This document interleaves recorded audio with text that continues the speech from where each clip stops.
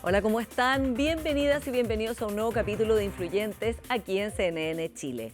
Hoy día vamos a hablar de salud, de cómo el gobierno está pensando su plan de salud con la ministra de Salud, May Chomalí. Y vamos a partir hablando de un fenómeno y una tendencia muy relevante como es el envejecimiento de la población y los cuidados, con todos los desafíos que plantea para todos los sistemas sociales y por supuesto también frente a la crisis de la natalidad que por supuesto está combinando este fenómeno en particular. Y para eso tenemos a Paula Fortes, ella es encargada en la Flaxo del área de envejecimiento y cuidados. Parte entonces Influyentes.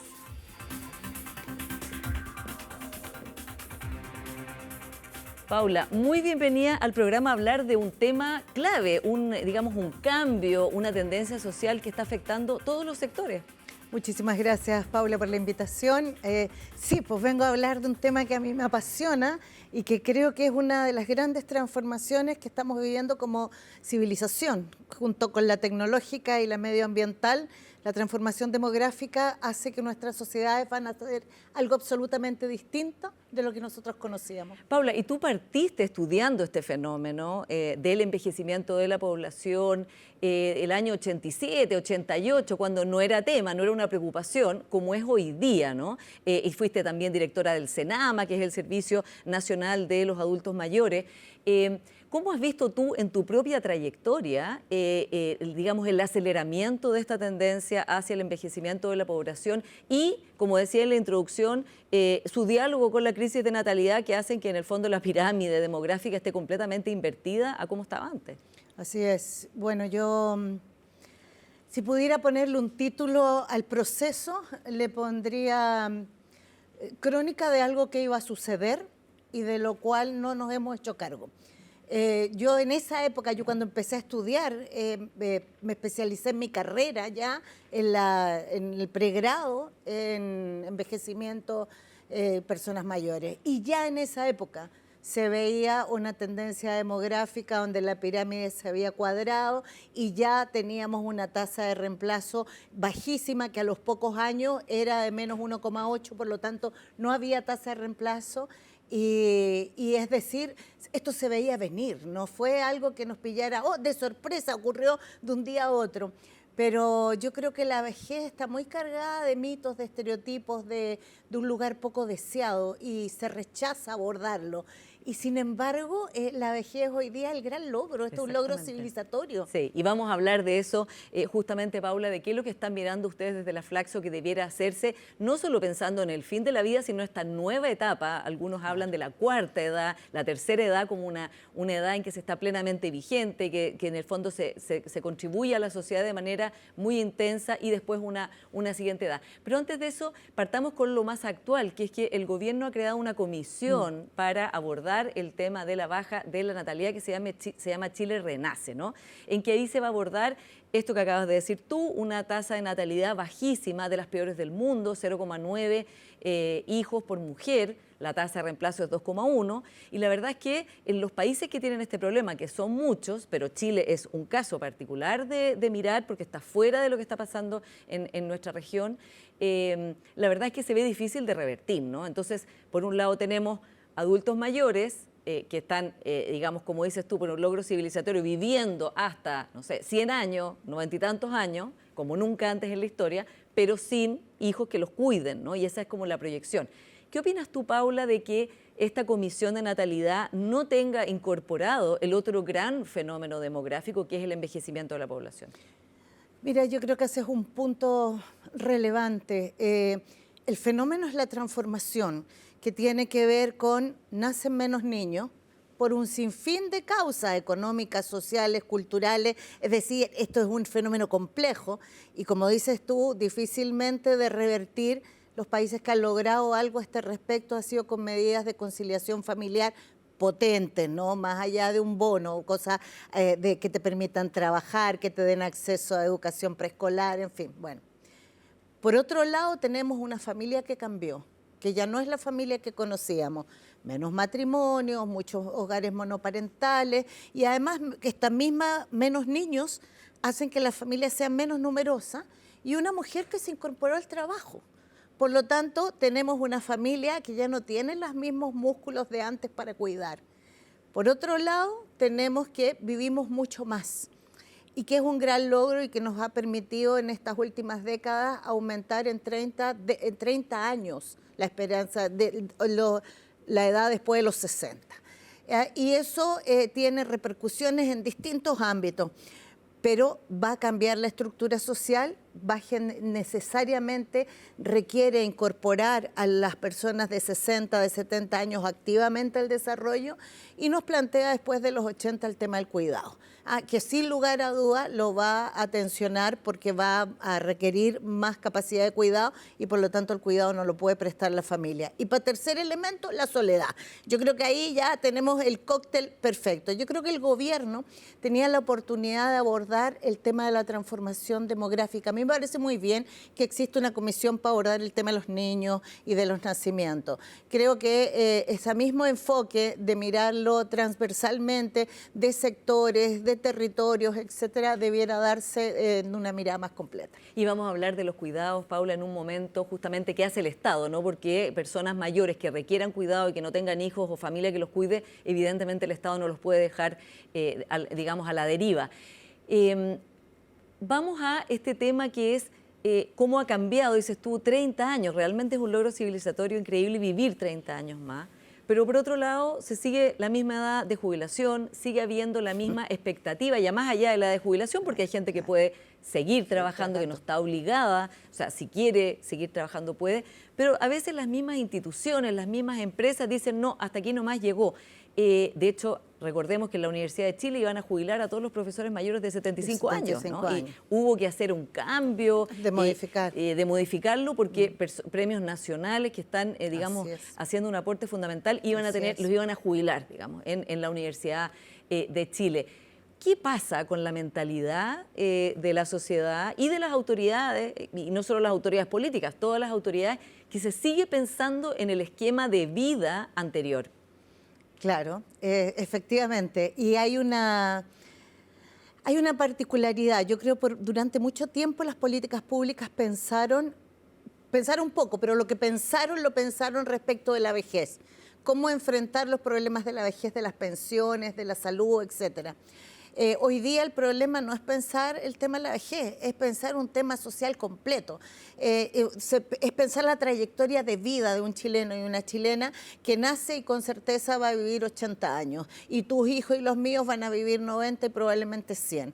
Y eso significa que hay que analizar y hay que repensar todo, porque Chile envejeció, pero las instituciones no han envejecido. Entonces siguen abordando un país joven cuando ya dejó de serlo. Las ciudades se planificaron para un prototipo de hombre de 30 años y además caucásico. Eso es gracioso. Para que tú veas. Y hoy día vamos a ser una sociedad envejecida que el urbanismo tendrá que hacerse cargo. La salud en un enfoque de cómo alargamos lo más posible la dependencia, ¿no? Y cómo nos centramos en la salud, en la funcionalidad, en el goce. La educación, ¿no? Ya no puedes estudiar para la cantidad de años que estudiabas porque vas a vivir mucho. Claro, y estudiar solo en esa etapa de la vida y nunca más volver a estudiar. Claro, o por ejemplo vamos a tener que tener programas permanentes de recapacitación en habilidades digitales porque vamos a ir quedando obsoletos con mayor rapidez que ahora. Y en el tema del trabajo, que es medular, tenemos que pensar en cómo vamos a obtener oportunidades con trabajo flexible para mantenernos durante mucho tiempo más en el trabajo. Pero también tenemos que hacernos cargo, si queremos pensar, por ejemplo, en aumentar la edad de la jubilación. Sí, un tema polémico, Paula, que en general, digamos, siempre que se plantea es muy polémico porque, claro, hay personas que están esperando su edad de jubilación, que tienen trabajo que realmente no pueden seguir haciendo. Claro, y más aún cuando hay chilenos y chilenas que a los 50 años pierden su trabajo y no vuelven a trabajar nunca más. Entonces, estos problemas no se pueden abordar a partir de los 60 años. Hay que mirarlos en términos de una sociedad envejecida que va a vivir 80, 90 años y que tiene que planificar sus instituciones y sus trayectorias de manera distinta. Pero además porque si nosotros seguimos excluyendo a la población mayor, que hoy día no solo envejeció, tiene más años de esperanza de vida, sino que está mucho mejor, ¿te fijáis? Llegó con mejor nivel educacional, con mejor capacidad física, en fin. tenemos que incorporar a esa población porque hoy día es 1 de cada 5, pero el 2030 y hacia el 2050 va a ser 1 de cada 3. Entonces, no es posible que el país siga creciendo si no establece políticas de incorporación seria. Bueno, y como decías tú, Paula, un tema fundamental es la soledad, ¿no? Porque justamente al perder su trabajo, por ejemplo, o su espacio comunitario, una razón, digamos, por la cual levantarse en la mañana y concurrir a un lugar, se pierde también muchos vínculos y muchas relaciones que son importantes, más aún si hay una familia más pequeña o una familia con la cual no se tiene una relación tan estrecha.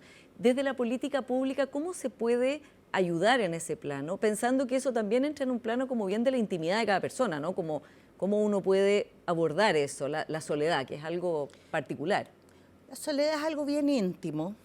Hoy día no solo afecta a los mayores, cruza a todos los grupos etarios, pero se transforma en un fenómeno público porque está demostrado que personas que perciben el malestar de la soledad viven menos 7 años, se enferman más, tienen mayor deterioro, etcétera.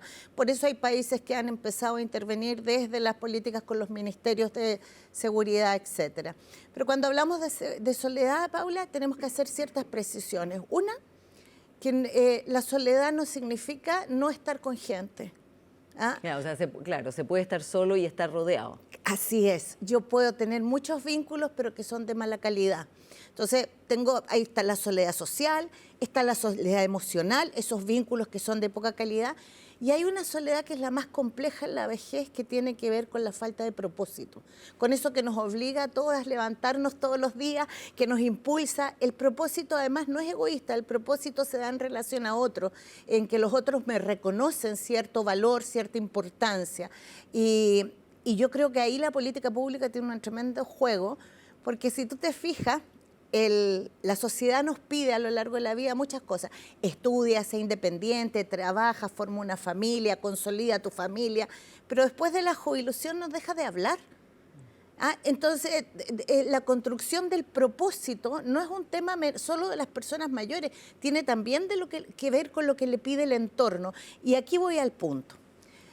¿Qué hemos hecho en política pública para mayores? Actividad. La filosofía era mayor actividad, menor gasto de salud, las personas están más satisfechas, etcétera. Y eso fue muy importante y fue bueno, permitió que los municipios desarrollaran programas, etcétera. Pero quedó corto, porque yo conozco gente que vive todo el día en actividades y llega a la noche y se siente sola. Y se siente sola porque no hemos podido construir propósitos en la vejez. Y ahí yo creo que la política en nuestro país tiene una gran oportunidad.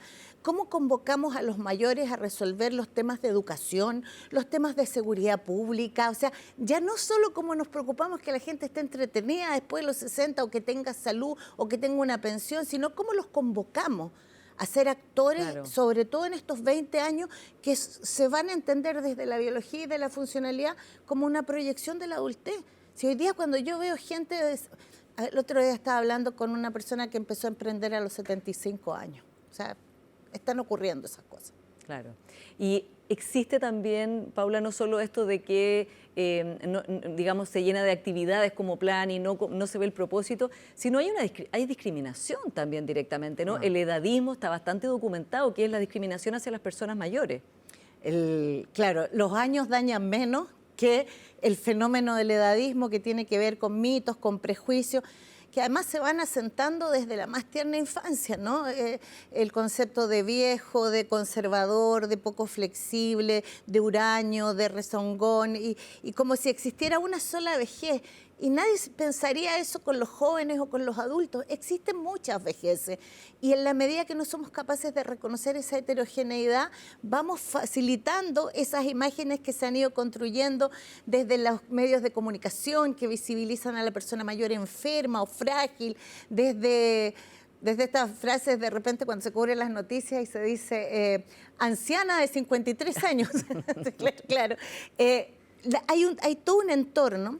Pero lo más complejo es que nosotros vamos incorporando el edadismo. Entonces empezamos con, ya no tengo edad para ponerme esa falda, no tengo edad para usar este pelo largo. De hecho hay una gran diseñadora que dice que a cierta edad ya no debiéramos usar el pelo largo, en fin.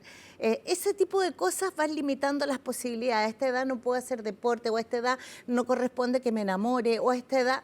Entonces, cuando llegamos a esta edad, efectivamente hemos puesto nosotros un sinfín de limitaciones que nos hacen daño. Sí.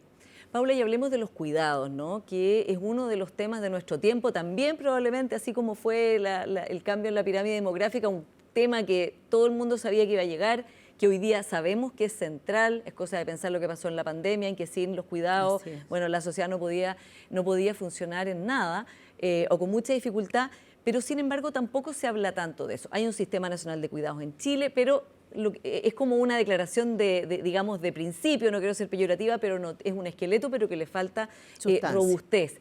¿Qué piensas tú que es importante, más allá del gobierno de turno, pensar como política de Estado para el cuidado, que incluye, por supuesto, a los adultos mayores, pero también a los niños, y que los adultos mayores pueden ser, claro, también hay que pensar que pueden recibir cuidado, pero también dar cuidado, ¿no? Claro. Bueno, el cuidado nos cruza a todos, porque estamos aquí porque alguien nos cuidó en la primera etapa de nuestra vida, y probablemente alguien nos va a cuidar en la última etapa y alguien nos cuida a lo largo de la vida cuando estamos enfermos. Es decir, todos somos receptores o dadores de cuidado. Pero el cuidado ha sido relegado al espacio doméstico. Y el espacio doméstico, pongámosle nombre concreto, a la mujer. Ha sido la mujer la que cuida. Y esta mujer que se incorpora al trabajo y esta familia que se reduce hace que el cuidado entre en crisis. Y entonces ya no puede ser algo solo de la familia, tiene que ser algo de la comunidad, del Estado, del mercado. O sea, esto es una interpelación a que este es un fenómeno que va en aumento y que tiene una escasa oferta de cuidado. Entonces, ¿qué tenemos que hacer? Yo creo que tenemos que ser bien sensibles frente a lo que hoy día significa cuidar, porque la gente cuida en escenarios de soledad y de mucha precariedad.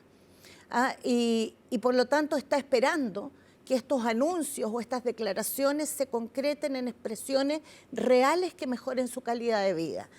La familia chilena yo creo que no espera que le solucionen el problema, pero espera apoyo, espera información. Hoy día una persona que enfrenta el escenario de cuidado se demora 2 años solamente en conocer la oferta pública, que es así de pequeña. Las familias necesitan información, las mujeres necesitan apoyo, necesitan no solo recursos, sino la posibilidad de continuar el proyecto de vida, que si bien el cuidado te golpea y te detiene el proyecto de vida, tú, a pesar de aquello y de tu trabajo, puedas continuar con eso. Entonces yo creo que la ley del sistema de cuidados es una buena partida. Las leyes son siempre escenarios de partida, no de llegar, pero son leyes que tienen un muy bajo financiamiento. Lo que están planteando es llegar a 75.000 familias con el programa Chile Cuida, de la que yo fui creadora, y eso no es un sistema de cuidado. Claro, en el gobierno de la presidenta Bachelet. Claro, eso no es un sistema de cuidado, eso es una buena cobertura para un programa, pero hoy día necesitamos hacernos cargo de las ayudas técnicas, de los acompañamientos, de una cierta atención preferencial, de la salud mental. Si lo que piden las cuidadoras es apoyo en salud mental y trabajo. Paula, se nos acaba el tiempo. ¿Y cómo se logra un tema que, desgraciadamente, tú ya lo acabas de decir, se asocia el cuidado a lo femenino, ¿no? Y las mujeres, por lo tanto, enfrentan un montón de problemas en sus trabajos remunerados porque siempre tienen una labor de cuidado más intensa que la de los hombres. No significa eso que no la quieran hacer, desde luego, sino que el cuidado de los adultos mayores de la familia, de los niños, de los nietos, recae mayoritariamente en mujeres. ¿Qué se puede hacer desde la política pública para sacar esa idea de que son las mujeres las que cuidan y que son los hombres los que trabajan remuneradamente fuera de la casa, cuando la realidad, de hecho, ya no es así, y las mujeres tienen este doble o triple jornada por esta razón? Yo creo que lo principal de esto es trabajar con evidencia, porque en estas cosas hay muchos voladeros de luces. Lo real es que los fenómenos culturales cuesta modificarlos. Lo real es que hoy día una mujer encuentra uno de sus mayores obstáculos para su desarrollo personal en el cuidado. No es casual que se reduzca así la tasa de natalidad. justamente porque las mujeres ven en el nacimiento de un hijo y la crianza la detención de un proyecto propio. Pero se requieren distintas acciones. Se requieren acciones en términos de equiparar efectivamente el tema de género, incentivos reales a que los hombres asuman esta tarea. Y yo creo que también mucha información, porque, por ejemplo, en el cuidado de mayores, que se va a ver con mucha más fuerza, a los hijos siempre les es más fácil cuidar a una madre que a un padre, porque con la madre hay una relación en torno al cuidado. Y por lo tanto yo cuando veo a mi yerno hoy día cuidar a mi nieta con la dedicación que es similar a la de mi hija, digo, bueno, este chico está construyendo un futuro mucho mejor para él. Claro, y hay un avance cultural, de hecho, en las generaciones nuevas. Sí. Paula Fortes, muchas gracias por esta conversación. Gracias a ti, Paula. Y vamos a una pequeña pausa y ya seguimos con más influyentes. Viene la ministra de Salud, May Chomali. Espérennos.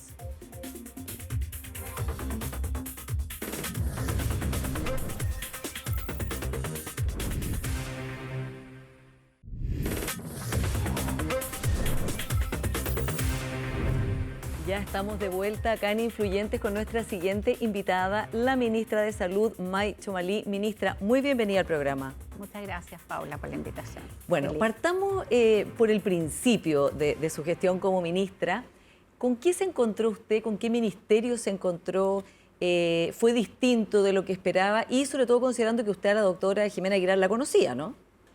Sí, bueno, yo había estado bastante cercana al Ministerio de Salud durante mucho tiempo, ¿no? En algún minuto me separé un poco porque estuve en el área privada, pero después volví, ¿no? Todos los temas de salud digital, por lo tanto sabía muy bien lo que estaba pasando dentro del ministerio en algunas áreas, pero no lo que estaba pasando efectivamente en redes, en los hospitales, digamos, en el área pública. Me encontré con cosas muy buenas,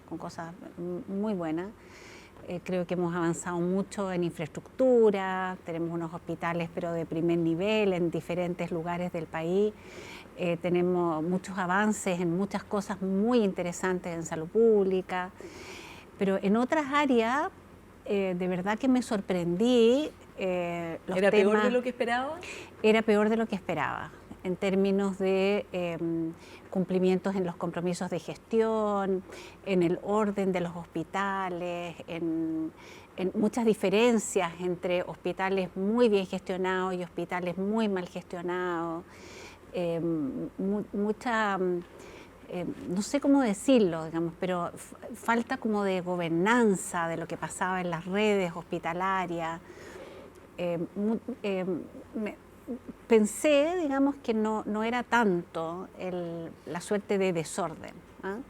Y eso se ve en muchas cosas, o sea, se ve en la forma en que gastan, en el cumplimiento de los compromisos de gestión que hacen los directores de hospitales y los directores de servicios, que se ha ido deteriorando con el tiempo. Y que vamos a hablar de eso porque uno de los ejes que usted tiene justamente es la gestión.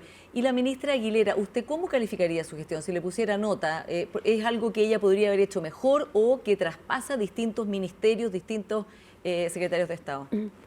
A ver, yo tengo una muy buena opinión de Jimena, una excelente salubrista. Yo creo que hizo gestiones muy, muy interesantes, como la incorporación, por ejemplo, de este anticuerpo monoclonal para los recién nacidos, en que llegamos a una mortalidad igual a 0 de virus respiratorio sincicial. O sea, ya hemos sido reconocidos en el mundo, que es una medida de salud pública muy, muy interesante. La incorporación de algunos alimentos específicos para algunos alimentos especiales. Creo que hay algunas cosas que son tremendamente destacables. En el área de la gestión de los hospitales, creo que quedamos al debe en los últimos 4 años. No quiero creer que haya sido un problema netamente de gestión del equipo de salud, digamos, del Ministerio de Salud. Hay varias cosas que influyen en eso y bueno, vamos a conversar un poco más sobre ese tema. Pero hay algo que me encantaría poder entregar como legado, digamos, volver un poquitito a esa disciplina y a ese orden que yo conocí cuando estuve en el Servicio de Salud hace mucho tiempo. ¿Y cuándo se perdió ese orden, doctora? La verdad es que no lo sé. Lo que sí es que lo que veo que durante todo este tiempo estamos midiendo más y de repente empezamos cada vez con peores resultados desde el punto de vista de la gestión. Claro, como dice usted, se ha invertido mucho más en los últimos años en salud, pero los resultados no se condicen con eso porque las listas de espera siguen aumentando. Exactamente. Siguen aumentando las listas de espera, siguen aumentando, digamos, tenemos en algunos casos diagnósticos muy tardíos en los hospitales, o sea, 80%, 60% de pacientes que se diagnostican muy tarde. Algo hemos perdido, digamos, y estamos en ese proceso tratando de entender qué pasó con la salud pública, con la prevención, con la promoción, con el diagnóstico precoz, que es, digamos, el lado izquierdo de la medicina, de lo cual nos preocupamos los salubristas. Esa cosa de la salud comunitaria, por qué llegamos a tener las tasas de obesidad, por qué duplicamos la tasa de diabetes en 10 años, 15 años, más que lo duplicamos la tasa de diabetes, las enfermedades crónicas. Ahí hay algo que nos faltó como sociedad, porque no es solamente un problema de salud, digamos, es un problema de toda índole, de vivienda, de seguridad. Claro. De y todo. son programas de muy largo plazo que debieran trascender a los distintos gobiernos. Pero, ministra, una de las prioridades que usted se fijó fue justamente las listas de espera oncológicas, ¿no? Una emergencia oncológica muy severa de personas que no sabían cuándo se iban a poder atender, que había rezagos en toda la cadena, digamos, de su tratamiento del cáncer. Y a 100 días usted ha dado esa meta de identificar y hablar con esas personas y que tengan una respuesta del ministerio prácticamente cumplida. Cuéntenos cómo fue eso. Mira, lo primero y más doloroso para nosotros fue encontrarnos con un número, y yo no diría lista, porque estos son personas, o sea, con personas que se rompió la comunicación entre su hospital o su CESFAM o lo que fuera, y ellos y estaban esperando para resolver un problema oncológico. Incluso pacientes que tenían garantizado su atención, garantizado en tiempos, digamos, tenían retrasos de sus garantías, o sea, ellos podían perfectamente bien haber ido y decir, mira, usted no me cumplió con la garantía, lo que fuera, digamos, o sea, hay una responsabilidad legal con esos pacientes. 33.000, 17.000 eran oncológicos con garantía retrasada y otros tanto que eran cánceres que no tienen esa garantía, pero igual estaban esperando mucho tiempo. O sea, son personas con nombre y apellido que no los habían contactado para saber si confirmaba un diagnóstico, no habían iniciado su tratamiento, no tenían su cirugía, no tenían inicio de quimioterapia, no habían sido dados de alta. Me emocionó mucho leer un comentario a propósito de que entregamos las últimas cifras, es decir, después de 18 meses llamaron a mi papá y lo dieron de alta. ¿Qué significa eso? O sea, estuvo 18 meses pensando que todavía tenía cáncer. Claro, y no lo habían llamado, pero eso no habla como una negligencia, digamos, más allá de las explicaciones en torno a los recursos, la cantidad de gente que pueda faltar. ¿No habla eso, ministra, de como una dejadez respecto de personas que estaban esperando saber qué pasaba con su tratamiento o incluso, como en el caso que dice usted, que ya estaban bien? Es difícil hablar de que es una negligencia. Negligencia tiene una connotación legal que es difícil mencionarlo, pero sí yo creo que ahí falta gestión clínica, gestión del caso. Y por eso yo te mencionaba que no es una lista de espera, sino que son personas. Esa gestión clínica que yo creo que falta mucho en nuestros hospitales, a pesar de tener gestores de demanda, gestores de la oferta. Algo nos pasa que no somos capaces de conectarnos con ese individuo y esa situación en particular, ¿no? No estamos usando métodos alternativos para hacer esa gestión.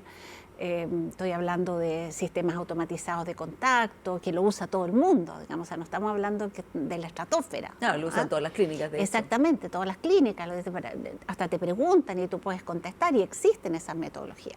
Entonces, está todavía muy basado en el papel, en el registro, en la cosa. Incorporemos estas nuevas tecnologías y eso es lo que estamos mirando. Muchos pacientes incluso aparecían en una lista de espera, pero su caso ya estaba resuelto. Eso significó tener que contactarlo, revictimizar muchas veces, no sé si me explico, hay un tema de gestión clínica de caso a caso que yo creo que es lo que hemos fallado. Y lo que hicimos a propósito de esta alerta oncológica fue plantearnos objetivos y esos objetivos transmitirlos con mucha fuerza a los equipos locales y respondieron de una manera maravillosa. O sea, si entiendo bien, ¿no les habían pedido eso antes?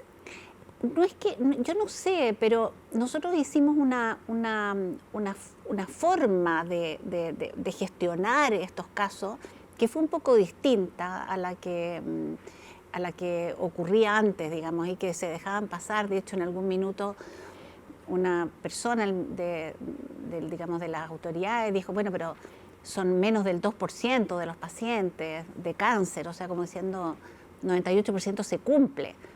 Pero, o sea, si yo tengo un cáncer, yo soy el 100%, ¿te fijas? Entonces, yo creo que la forma en que hicimos esa gestión y cómo apoyamos a los servicios de salud y a los propios hospitales en entregarle los tips, en acompañarlos en este proceso, que yo espero, y es lo que que haya quedado como un aprendizaje, ¿no? Creo que vamos a hacer las cosas diferentes. Sí. Ahora, ese es el lado, podríamos decir, a 100 días tiene usted este logro en su gestión que por supuesto es muy importante y que vamos a conversar después cómo puede impactar otras listas de espera de otras patologías. Pero el lado, podríamos decir, el lado más sombrío son los recortes en salud, ministra, que le han tocado, que usted también, lo que sabemos es que ha peleado por que sean lo menos posible. ¿Cómo se lleva usted con el ministro Quirós? El ministro Podugia esta semana dijo que era devoto de la Virgen del Puño y que no le daba plata para nada. ¿Es así con usted? Mira, no ha sido así con nosotros porque incluso antes de que fuera ministro, o sea, antes de que fuéramos ministros, estábamos mirando estas cifras y le planteamos y le presentamos el programa, el plan, con fechas, con hitos, con personas, con costos, Dijo, nosotros necesitamos este monto para resolver este problema. Dijo, ahí lo tienen, pero ustedes me tienen que asegurar A, B o C. Ya, de la alerta oncológica. ¿Se comprometen? Nos comprometemos. Tuvimos que cambiar muchos sistemas para poder rendir como él estaba esperando que rindiera. Y él nos dio una suerte de indicación, digamos, que fue lo que terminó haciendo cambiar los temas de la gestión, que es decir, ¿cuánto cuesta el caso resuelto? No me diga cuánto cuesta el examen, cuánto cuesta la quimioterapia. Claro, o cuánto cuesta el proceso. Sí, cuánto cuesta todo. O sea, cuánto cuesta ese paciente, si se diagnostica o no se diagnostica, o se descarta, digamos. Y ese fue el análisis que tuvimos que hacer, y si se va todo al área privada, si se va todo al área pública, y así hicimos esos cálculos y él lo entendió perfecto. Y nos entregó los recursos y nos dijo, yo me comprometo a entregarle los recursos. Para ahora, igual le recortó a su ministerio, pues, ministro, sí, igual. pero este es un adicional que me dio. Pero entendamos que lo que se denomina recorte es una... voy a explicarlo de otra manera. Si el año 2025 el presupuesto fue 100, el presupuesto aprobado en el Congreso para el año 2026 fue 105,7. O sea, un 5,7% de incremento. Y el ministro Quirós lo que nos solicitó, bueno, pero si es 100, habitualmente gastamos 115, ¿sí? O 120. Sí, pues el Ministerio de Salud en general... Siempre gasta más. Entonces, gasta el más. ministro Quirós dijo, miren, yo no te puedo dar 105,7, te voy a dar 103,2. O sea, nosotros tenemos en salud un presupuesto superior al 2025. Ahora, también porque usted lo peleó, ministra. No, sí, lo peleé, pero... Y lo peleó harto. Lo peleé harto, pero lo que nos dijo, en vez de 105,7 te voy a dar 103,2. Es decir, te voy a rebajar el presupuesto en un 2,5%, pero es superior al del 2025. Pero lo que sí te voy a pedir es que, por favor, no incrementes el gasto en la misma proporción al incremento del presupuesto, que es lo que habitualmente ocurría, digamos. Si aumentaba en un 10% el presupuesto, aumentaba en un 10% el gasto. Entonces, nos pide, traten de ser más eficientes y gasten lo mismo que el año pasado. No le estoy pidiendo que gasten menos que el año pasado, gasten lo mismo que el año pasado. Y todos los nuevos medicamentos que quieran incorporar, los arreglos que quieran hacer, háganlo desde la eficiencia, o sea, compren mejor, hagan una compra más inteligente, Sí. donde se ahorra y con eso pueden reinvertir en otras cosas, etc. ¿No se va a afectar entonces estos recortes? Por más que lo explique así, claro, es menos de lo que se autorizó para este año, ¿no? Entonces, no se va a afectar, y se lo pregunto porque, por ejemplo, el Colegio Médico, la doctora Ana María Arriagada ha sido bien crítica, ahí fue a exponer al Senado hace un mes, de los problemas, los riesgos, y pedir que no se hicieran estos recortes, con el argumento de que los hospitales, la atención primaria, se van a ver muy afectados. A ver, si los hospitales hacen exactamente lo mismo que el año pasado, exactamente lo mismo, no le estamos pidiendo más, no van a verse afectada la atención de las personas, ¿no es cierto?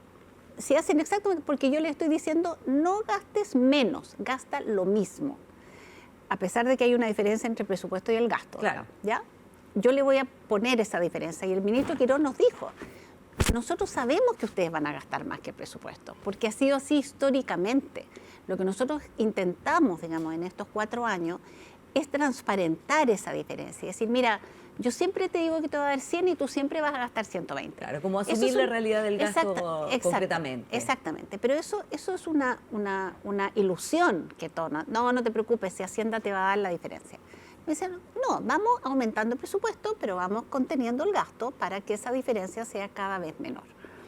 Entonces, el ministro Quirós me dice, por favor, trata de no gastar más que el año pasado. Entonces, nosotros empezamos a mirar dónde podíamos gastar lo mismo, pero haciendo ahorros para que cualquier cosa adicional que nosotros quisiéramos hacer, tuviéramos los recursos.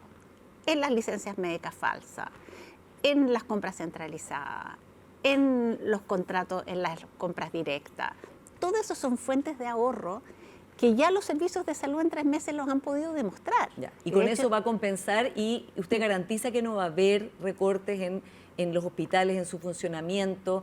Este decreto 333, ministra, ha sido bien criticado porque en el fondo establece recortes, se dice que hospitales como el Sotero del Río van a ser muy afectados. No debería, vuelvo a insistir, porque y te lo voy a poner, un hospital que tiene 200.000 millones de pesos de presupuesto, si me dice, porque yo le voy a entregar de presupuesto 1.200 millones médicos, ¿va a afectar a los enfermos? Yo quiero preguntarme qué es lo que hay de realidad ahí. ¿Están sobre reaccionando? Yo creo que hay muchos, y desgraciadamente, y a mí me da mucha pena, porque de hecho ayer salió publicado, dice, a partir de ahora me suspenden el tratamiento oncológico porque debido a los recortes, salió en las redes sociales, debido a los recortes no me van a poder comprar el medicamento. Yo quisiera que el director del hospital saliera diciendo la verdad. ¿Por qué no va a seguir tratando a ese paciente? Salió ayer también en redes sociales un periodista que le preguntó, no, es que la enfermera llegó a decirme de que no va a volver nunca más a la atención domiciliaria por los recortes. El alcalde salió a decir que era mentira. Entonces, una paciente que se queja dice, una enfermera vino y me dijo que producto de los recortes no podía ponerme la inyección. Llegó la doctora 5 minutos después y me puso la inyección y me pidió disculpas. O sea, ¿de qué estamos hablando? Ya, o sea, para eso ustedes son completamente falsedades. O sea, estos 3 casos, digamos los dos últimos, son absolutamente falsas y ya tuvimos la contrarreacción. Uno de una doctora que le pidió disculpas y le puso la inyección, y el otro el alcalde para decir de que no era cierto. El último, nosotros estamos preguntando, oficiando al hospital, y dice, ¿por qué le suspendió el tratamiento a ese paciente? O sea, se lo suspendió porque, digamos, porque no lo necesitaban, pero no me puede decir que es por los recortes. O sea, no puede decir eso. Ya, porque usted se ha preocupado que los recortes no sean en la atención a los pacientes, sino que en otras áreas de gestión.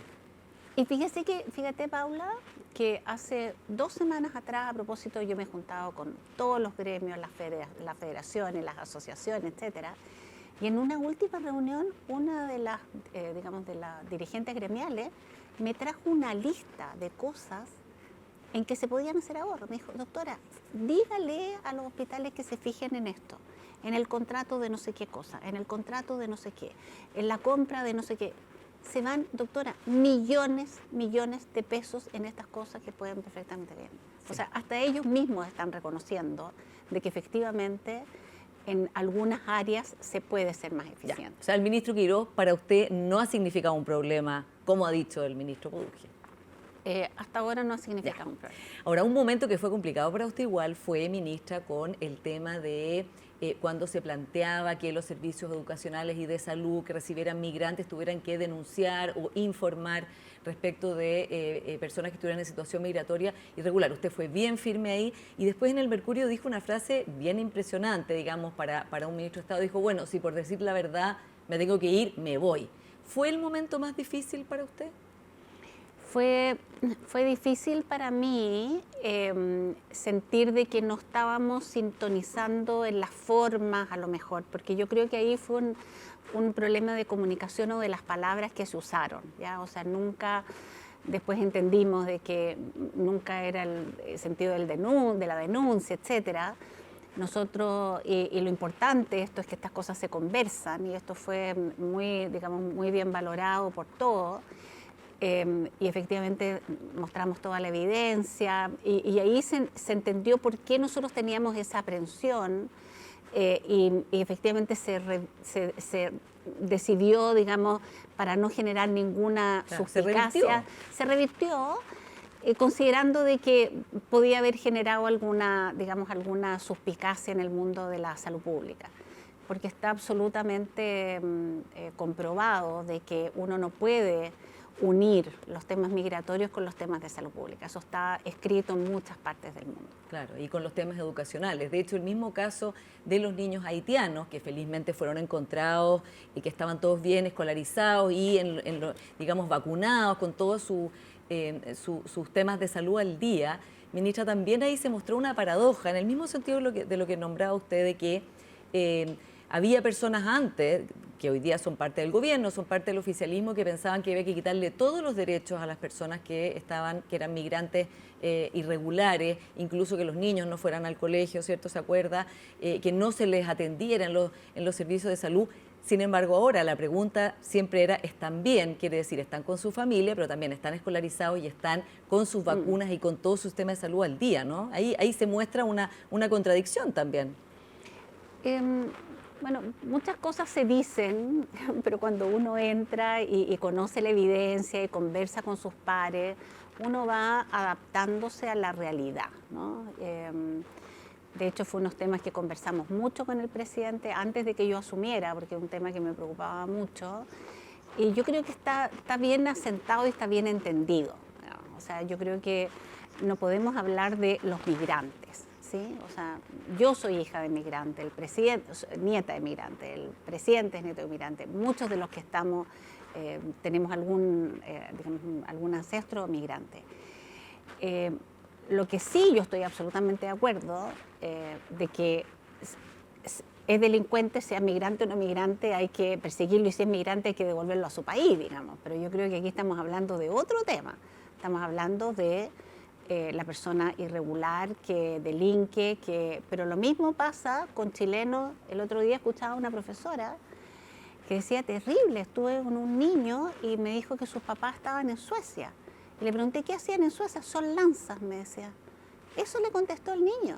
Entonces, es lo mismo, ¿no? Claro, sería estigmatizar a todos los chilenos por esos lanzas que están... Por eso mismo, o estigmatizar a todos los migrantes por los delincuentes que vinieron a delinquir acá, y eso lo sabemos, como chilenos que se van a delinquir a otros países. Claro, ¿le preocupó en ese sentido esta medida que se anunció como que fuera un inicio de planes, ya no retórica solamente, que hubo mucho de eso en campaña, sino del inicio del gobierno de planes que fueran contra sus propios principios en esta materia?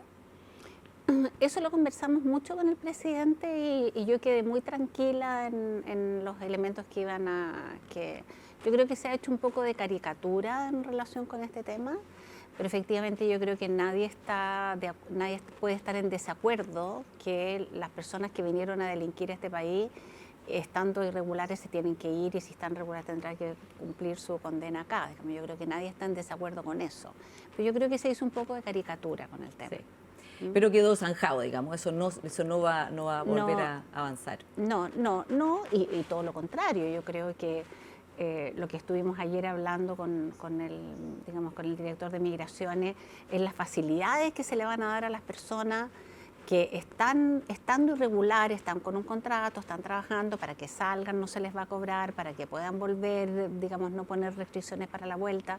O sea, creo que se está haciendo un trabajo en ese sentido muy adecuado para que aquellas personas que están en nuestro país trabajando y siendo un aporte puedan regularizar su situación. Sí.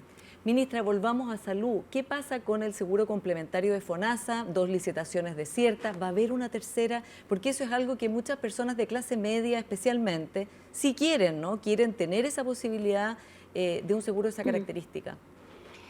Efectivamente, se hizo en el gobierno pasado un llamado a, digamos, una licitación, después una segunda licitación. Se declaró desierta y no hubo, porque la ley lo permitía, un trato directo con las compañías de seguro, cosa que no hubo interés. Uno se pregunta qué pasó, digamos, ¿no? ¿Error de diseño? Si no hay interés de parte de las aseguradoras, siendo un seguro que se iba a contratar, tiene que haber habido algún problema de diseño. Y eso es lo que estamos revisando. Hace muy poco ya terminamos todo el trámite administrativo para decir esto no funcionó, digamos, no hay ninguna posibilidad de seguir adelante con esto. Y incorporamos al FONASA un consejo asesor para que nos ayude a pensar cómo, porque efectivamente es una muy buena opción. Hay mucha gente que ya tiene seguros de segundo piso, pero de lo que nosotros pudimos ver es que es un producto caro para la familia. O sea, estamos hablando de 40.000 pesos si son 4 personas son 160.000 pesos. Y de poco interés para las aseguradoras porque como era voluntario, digamos, o sea, las personas se tienen que inscribir, o sea, ¿quién se va a inscribir? Claro. Las Entonces lo van a rediseñar, ministra. Sí, se está revisando y se está viendo una opción, una posibilidad. Si es que no somos capaces con el seguro tal como lo tenemos, dar respuesta a los pacientes, porque ¿qué es lo que necesitan los pacientes? Tener respuesta a sus problemas. Pero si el seguro, o sea, si el sector y el Fondo Nacional de Salud, el seguro público, el fondo, les puede solucionar los problemas, no necesitamos nada. Y en eso estamos repensando un poco la forma de financiamiento, el rol del fondo, etcétera. Sí, y está claro que, o sea, ¿cómo va a lograr que se interesen? Digamos, por eso digo, más que un pequeño cambio, va a haber que hacer un cambio más o menos grande, ¿no? Así es. O sea, hay que rediseñar el modelo, de todas maneras. Ministra, se nos va acabando el tiempo, pero una política pública de salud, yo creo que de las más relevantes es el auge, ¿no? Que digamos, fue diseñada y creada e implementada en el gobierno del presidente Lagos, pero que ha seguido todos los gobiernos de distintos signos, todos han seguido con el auge y han incorporado nuevas mejoras, nuevas patologías, pero también en el fondo es una política que ha sido estable y por eso siempre se dice, este es un ejemplo de una política pública bien lograda. ¿Qué quiere usted? Nos queda poco tiempo, pero ¿qué quisiera usted mejorarle al auge? Que es muy valorado por la gente, pero tiene desafíos. Todavía las personas sienten que falta la oportunidad, tener más flexibilidad donde atenderse, entre otras materias. A ver, en el tema del auge o GES, como se llama ahora, lo primero, y es un desafío que yo me puse a propósito de estos pacientes con garantías retrasadas que terminan reclamando en FONASA, reclamando en la superintendencia. Claro, porque eso no debiera ocurrir. No debiera ocurrir. Una serie es tener implementado, antes de que yo me vaya, ojalá dentro de este año, la activación automática del segundo prestador. Al principio, no, que requiere una modificación de la ley. No necesita modificación de la ley. Pero para poder hacer eso, necesitamos mejorar nuestra red de segundos prestadores.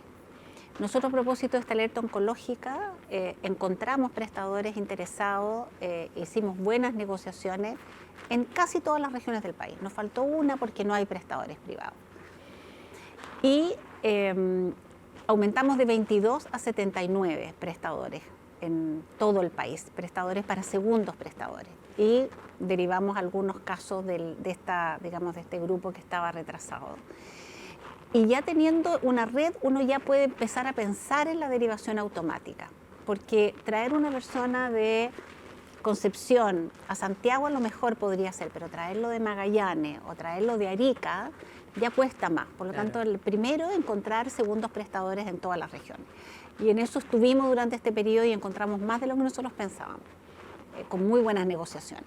Entonces, eso primero me interesa mucho. Y lo segundo es que seamos más proactivos en revisar las canastas y en ir incorporando las nuevas tecnologías que van apareciendo.